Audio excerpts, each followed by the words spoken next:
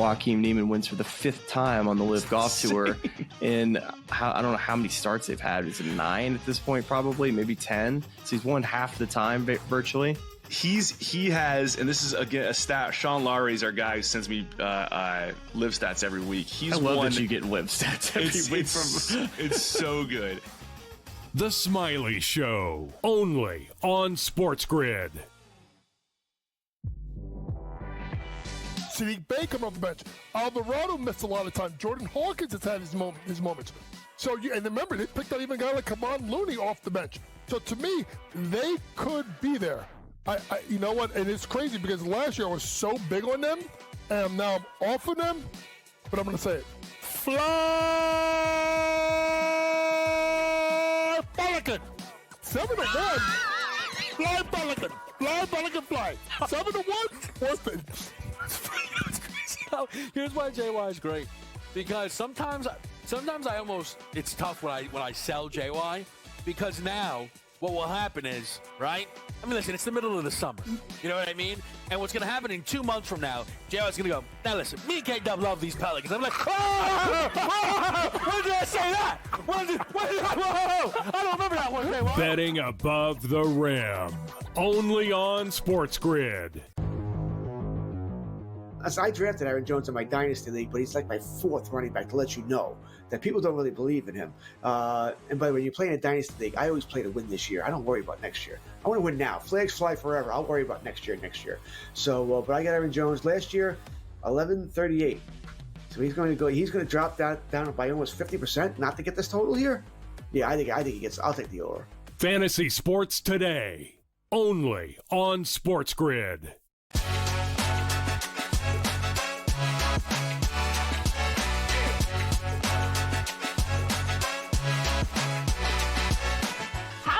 Be different if superstars like Barry Bonds and Louis Armstrong weren't penalized for PEDs? Well, we introduced the Enhanced Games, a multi-sports event that will not drug test athletes. Plus, the Minnesota Twins, the biggest sellers at the trade deadline, including possibly selling their franchise.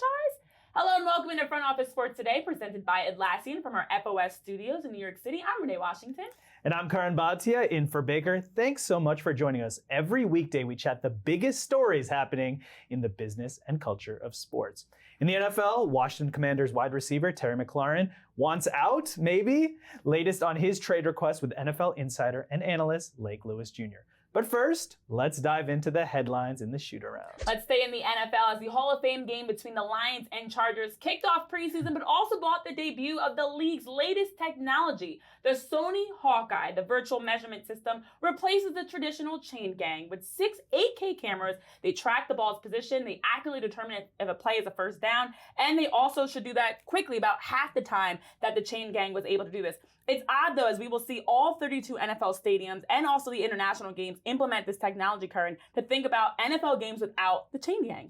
Yeah, it's a little crazy. I had 2 big takeaways for this game. Number one, the technology is amazing. It feels like US Open, right, which is coming up in a month. That's what it reminded me of. Mm-hmm. Number 2, I actually feel bad for Sterling Sharp. He was on the broadcast getting interviewed. His brother just got fired from ESPN. They couldn't wait to hold the announcement. And then live on TV, Mike Tirico said, cut his mic. So not the greatest moment for Sterling Sharp. Great moment for technology and sports, except that they're saying it might not be more accurate than the chain gang, but it is faster, so that matters. That is the big key. It's not to improve accuracy. It's to cut down on the timing, since it's about 30 seconds compared to 75 for the chain gang. But that is also the start of other technology that we're seeing rolled out, including headsets and cameras as well.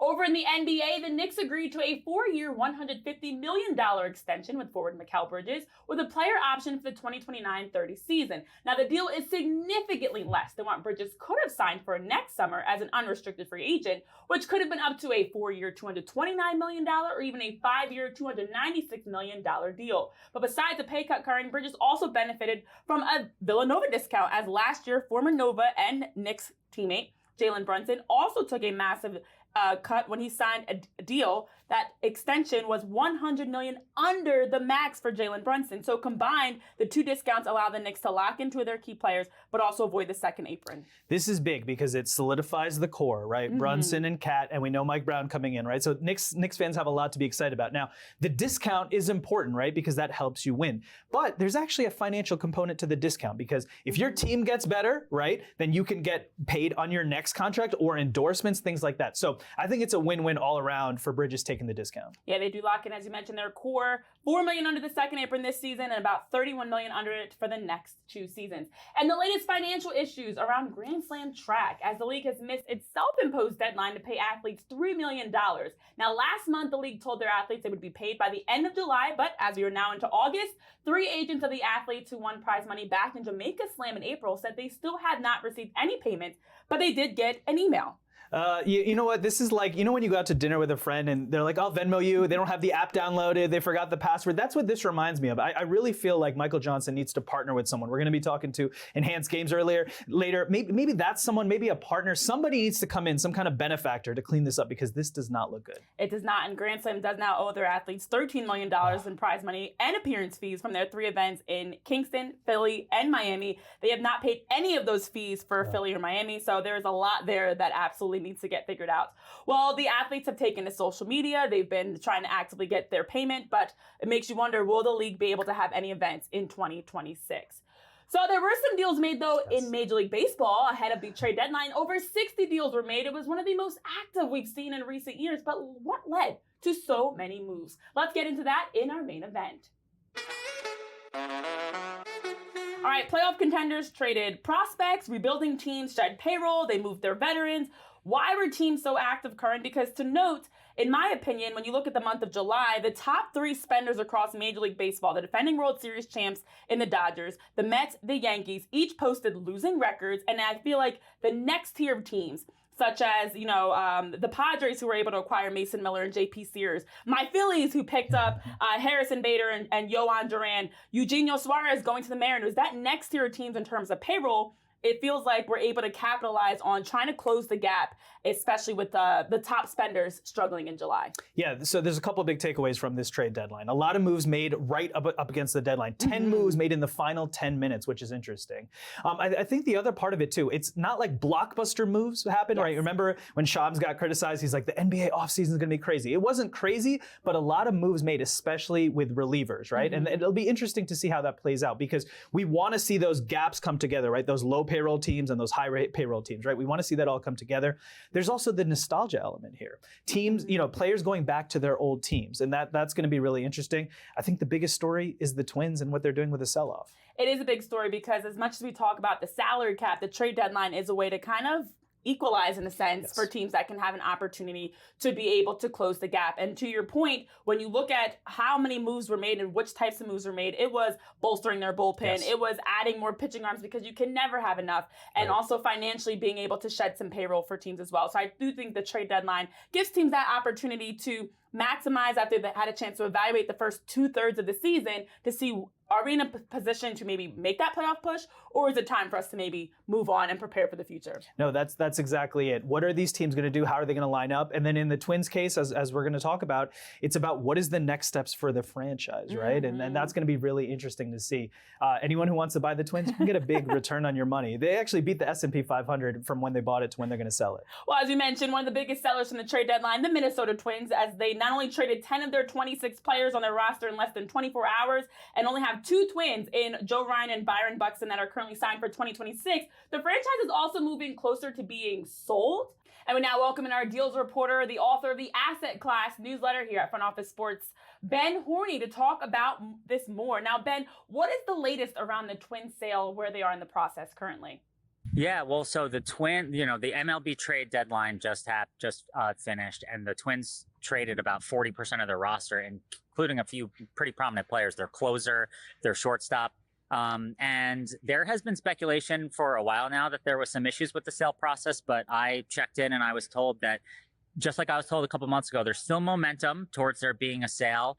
The Pohlad family, which has owned the team for a long time, they're looking for an asking price of $1.7 billion. And what I'm told is that there could be news on this front within a matter of weeks. So we might be hearing something about the Twins being sold within a matter of weeks. It seems like all indications are that is the plan, right, to sell the team. But one of the things that was reported was that the moves that were made, so many moves made in such a quick time, were not necessarily going to affect the deal. Is that true? Yeah, that seems to be the case. So it's not totally clear what the direct connection is between the trades and a potential sale, but it seems like the Twins are moving towards the future. They're entering a rebuild, and the Pohlads cut some salary, which benefits them because now their salary obligations are less for the rest of this year. And if they're able to sell the team for what they're looking for, and they were able to cut salary, I mean, they're making a lot of money, and there's a lot of money to be made in these deals nowadays. Yeah, they've been able to cut salary, but there also have been reports they're about more than $425 million in debt. There's been delays. What's been the financial aspect of this sale in terms of delays and where things stand? So that has come up a lot. Major League Baseball has a process and rules for if a team is over leveraged, and I haven't heard anything about MLB stepping in to help the Twins with any of their debt. So it does seem to be true that they have all this debt. And some people tried a little bit to make a connection between shedding the salary and the debt, but it's not clear to me whether that's directly connected. But again, I think that we would know if Major League Baseball had stepped in with that rule they have.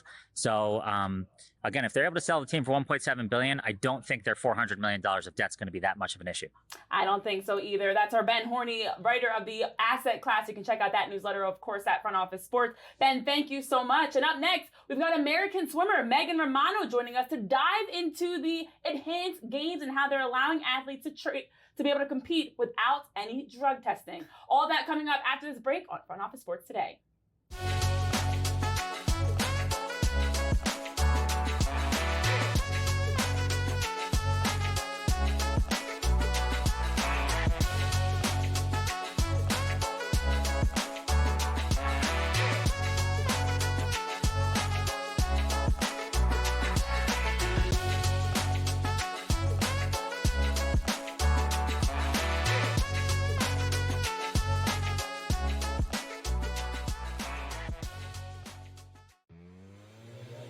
If I have to think long and hard about whether or not you're a Hall of Famer, you're not a Hall of Famer.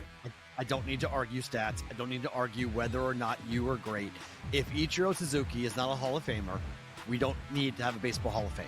Like, just pack it up and shut it down, because that guy was as good of a hitter as we've ever seen. And he was unbelievable from the first time he stepped onto the field for the Mariners until the end. In-game live, only on SportsGrid. It's edge rushers. That's where it is right now. And I think Myles Garrett is in a class of his own. I think TJ Watt's right there. I think Micah Parsons is right there. Certainly, those guys are very, very good. Myles Garrett is in a class of his own. He just absolutely is. When the advanced stats about the double team rate, his quarterback pressure rate, all of that, he just stands a notch. I don't want to say a big gap, but he stands a notch ahead of those guys. Game time decisions, only on SportsGrid. He'll be your reserve, your extra guy here. Listen, we all need that.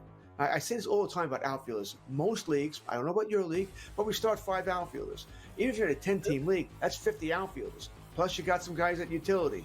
Plus you got some guys on reserve. 70 outfielders are gone. All right, so outfielders are extremely valuable here. And Moniak, if he's available, is a nice guy to pick up right now. Fantasy Sports Today, only on SportsGrid. I feel they're all completely justified. The numbers, they're nearly identical. And speaking of identical, I don't know if you saw that one, Craig. That was pretty wild. From winning their first major to winning their 4th major, both Tiger Woods and Scottie Scheffler completed that task in exactly 1,197 days. Both of them, in the exact amount of days, won their 4th major. Newswire, only on SportsGrid.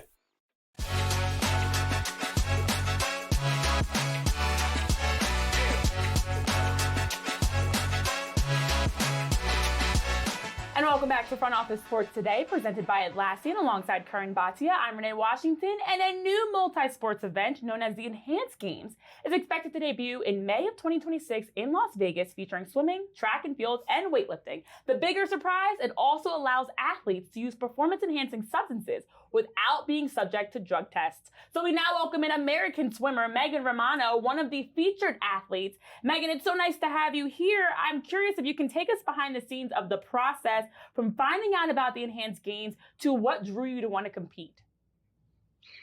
Yeah, I mean, I think everything happened so fast. And I actually know and have known the head coach for years. And he's a great guy, great coach, has coached multiple world-class swimmers. And I think it was kind of just a full circle moment. I got in touch with him and just kind of, we were talking about what all it entails, and I got the background, and I talked to a lot of people, doctors, everyone behind the scenes, and they're all amazing. And I just want to get back in the pool. I'm super excited.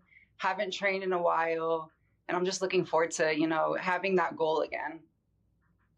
Megan, thank you for joining us. I'm excited to see you compete as well. I'm curious about this league, the Enhanced Games, right? Aaron D'Souza has come out and there's been a scientific approach to it, right? This isn't the wild, wild west, which is what I think people would first think of when they heard of Enhanced Games and the whole idea about it. Is there more of a scientific approach to this? And is that why you decided to take part? Yeah, definitely. Before, when I was swimming, I didn't really take recovery too seriously, and obviously there was things that I could and couldn't do, but I think this time around, combining that technology with biology, and we're just so advanced, and having the opportunity to go back and do that stuff and just do everything kind of in a different way. I'm curious to see, how fast I can be, how quickly I recover, just stuff like that. So we'll see what happens. I'm so excited. Yeah, I know the first thing when you hear about games that don't require any drug testing and you're allowed to use PEDs makes you think of Barry Bonds in the steroid era of baseball, and Marion Johnson in track, and Maradona in soccer. So many names that have dealt with substance, tests that they failed over the years. And it makes me wonder, do you think that the games will actually be able to transcend beyond just these sports into other sports as well? I think so. I mean, I think the steroid era kind of single-handedly saved baseball. I mean, I don't know if other people think that, but I mean, it's definitely, I think it's interesting to see just the science behind it, and for me, it's how you recover, right? Like, because when I was swimming before, it was just, I wasn't taking that seriously. So I think a lot of people, and I've had a lot of support, just interest in how people perform and the differences between what I was doing before and now. So yeah, I mean, I think it's great for the sport, and I think it's going to grow, and I think it's only up from here, and we'll see what happens. Athletes of your caliber, right? The Olympic caliber, training for the Olympics, world competitions, they've been chronically underpaid, and we know this. Mm-hmm. One of the things that's interesting about the Enhanced Games is that there is $1 million bonus, right, for the 50 free. So how much were the financial incentives important for you when you decided to join this league? I mean, it wasn't not an incentive. I mean, I think that was one of the decision points that I had when I was making my decision, but at the end of the day, I mean, I have the time to do it. I'm blessed with a career where, I mean, I have my family, my girlfriend, they're all behind me, and I'm really excited to see what I can do. So that was one of the reasons, but it's so much more than that. Yeah, and the Enhanced Games themselves have reported that they are prioritizing safety, medical profiling, but as you mentioned, also the compensation aspect, that all athletes are going to be receiving 100% compensation. What have you been told regarding the appearance fees, price points, prizes, and other monetary opportunities, I should say, that you guys have as athletes with the Enhanced Games? Yeah, I don't know too much about I signed like 2 days ago, so it's all still super new to me. So I'm still learning all that as far as the salaries and what the prize, what it comes down to specifically. So I don't want to speak too much on that, but I know it's a significant amount. with these games, first of all, do all athletes have to be using performance-enhancing drugs? And also, with all of this of what we're talking about, has there been a backlash from people that are saying, hey, you joined this, we're happy to see you compete, but could you do it on an even playing field? Right. Surprisingly, no. I've not had any backlash yet. I think a lot of the people that are in my life now really support it, and I'm thankful for that. I haven't gotten too many of my previous swimming people that have said anything yet, but I mean, we just posted and announced it like 2 hours ago. So I mean, I haven't even checked my DMs or anything, but they're crazy. My phone's going off like crazy. So we'll see later. But the support has been phenomenal. So I'm super stoked for that. So your phone's going crazy with support is what it sounds like, more than questions. That's awesome. Yeah. And I was nervous, right? I was like, oh God, like, but I was ready for it. I have thick skin. I know what's coming my way, but so far it's been like 100% support. As I talk to people and there's doctors involved and I'm going to be monitored, like it's super safe. They just kind of got erased. So it was like pros. And I had everyone in my corner, like, do it. We're so excited. Let's go. And then it's crazy because like this new era I'm in with my life, a lot of these people that are surrounding me now have never seen me swim.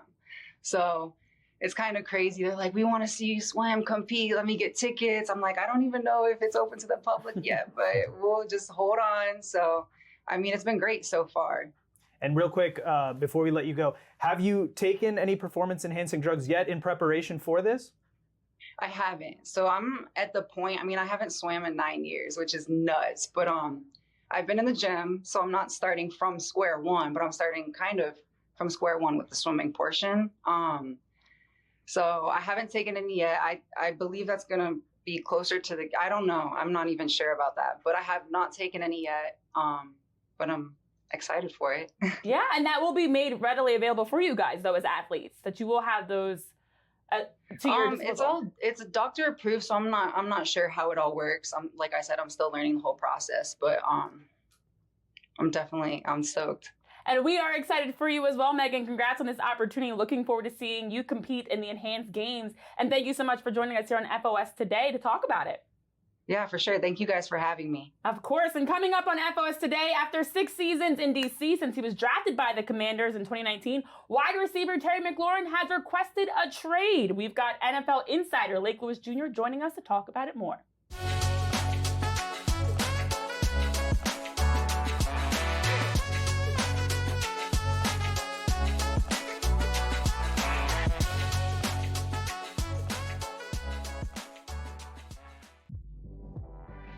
They lay over and die at the hands of the Minnesota Lynx, who beat them 109-78.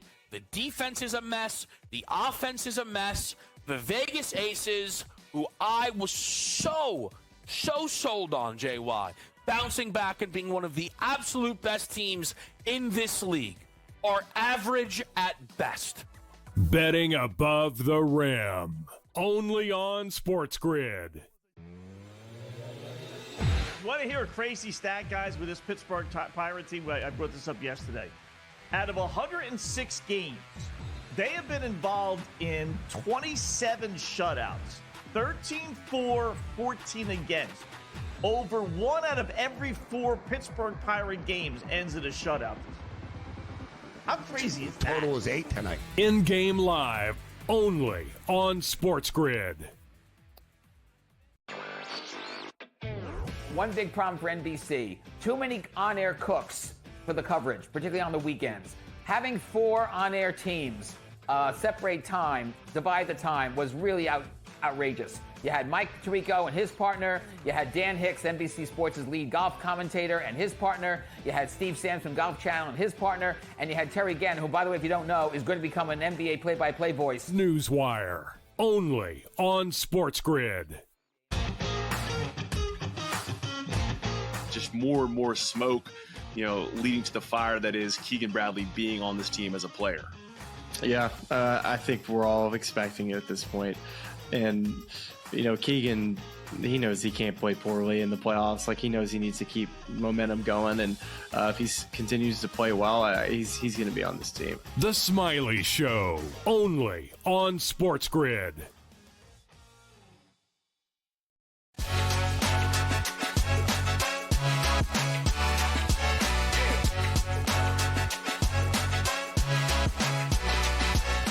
Welcome back into Front Office Sports Today alongside Curran. I'm Renee, and let's get into the latest around the Washington Commanders, because after 4 different head coaches, 13 different starting quarterbacks, and losing over $800,000 in holdouts, contract negotiations are not in a good spot for wide receiver Terry McLaurin, who's now requested a trade. So we welcome in NFL insider and analyst with ABC and CBS, Lake Lewis Jr., to talk about the latest. So great to have you here. Unfortunately, not great for Terry McLaurin with where things stand. How did we get to a trade after the holdouts, the hold-ins? What led to this trade being requested for Terry McLaurin? Well, I think it's obvious to everyone that Terry McLaurin wants probably more money than the organization's willing to pay. And I think, for him to request a trade, I'm not necessarily saying that Terry wants to leave Washington, because I know he doesn't. But, you have to start asking yourself this question. He's pretty much the last guard, from the old regime left. And they're doing business a different way now. They're leaning on analytics and things like that. And I think for most teams to pay a 30-year-old who, when this contract extension would kick in, he'd be almost 31 going on 32. Most teams won't do that. So I think that that's where this fight is going on right now. So I'm sure we'll talk more about it, but I think something's going to get done here. But right now, there's a clear OK corral going on. That really is the question, right? Does McLaurin want to be part of the Commanders, or is this just trying to force their hand?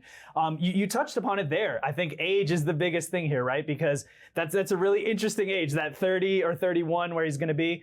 How much does that play a factor, and how much will that affect these negotiations? Well, I do think that that's a big sticking point. You don't want to say for a player whose numbers have gotten better each year, and then last year he had a record-breaking season as far as touchdowns for the franchise. So Terry's folks are going to say, look, the numbers are still getting better. And, oh, by the way, I had my best year when we finally had an adequate quarterback. Right. So that's the way his camp's going to look at it. But Washington's looking at it like, well, the guy who's throwing you that football is going to have a record-breaking contract in like 2 years, and we have to be mindful of that. And we also brought in another talented player to play alongside of you in Deebo Samuel, who's going to be eligible for a contract after the season. We traded for Laramie Tunsil to protect Jaden. He's going to be eligible for a contract coming up next season. And then you have other guys on the roster. So guys, I think what's happened here is that Washington's so far ahead of schedule from what people thought they were going to be, maybe even in-house, that they went to the NFC Championship game last year. Now they're a legit Super Bowl contender. They're ahead of schedule, and now they can't afford to have an older player who may not be on the roster for a long time with some of these younger players like a Jaden Daniels. Mm-hmm. Those are things they have to account for. Great points. And I know you mentioned Deebo Samuel. He's one of 3 wide receivers, of the past 2 years that requested a trade and were not traded in the same season. Brandon Ayuk, T. Higgins, and Samuel being those 3. Do you think that in the final 30 seconds we have with you here, do you think a trade will happen for Terry McLaurin? No. No, I don't. And I say that because where's he going to go where he's going to have a better opportunity than where he has in Washington? Right. And secondly, really quick, who's going to want to pay him what he wants? If Washington's not doing it and they clearly know your value, what makes you think another team's going to do that? Great points. NFL insider and analyst with ABC and CBS, Lake Lewis Jr., thank you so much for joining us to weigh in on what's going on down in D.C. with Terry McLaurin. And now let's see what's bubbling over at the water cooler. A matchmaking series is coming to the U.S. Open, and despite questions on social media, no, the U.S. Open was not hacked. This is real. Game Set Matchmaker is an 8-episode series following one tennis-savvy bachelorette known as the Champion, 24-year-old Alana Sadaka, on her quest to find love. It's going to be debuting on opening day of the main draw, and we've seen the popularity current around dating shows, Love is Blind, Love Island, others, but this is the latest in a crossover of entertainment, sports, dating, just a lot here with the US Open. I think so many sports are dealing with how to get new eyeballs in, right? So taking something that's been successful, reality TV, dating shows, The Bachelor, The Bachelorette, and bringing together a sport like tennis and making this new thing, I think it's a good move. I think it adds an extra element to it. The question is, will that help get new eyeballs? That's what we're going to find out, but I think it's worth trying. I mean, in addition to watching the US Open, you can now watch Game Set Matchmaker. It just adds a whole extra layer, and it also makes sports more of like an event in that regard, that you're not just there to watch the matches themselves,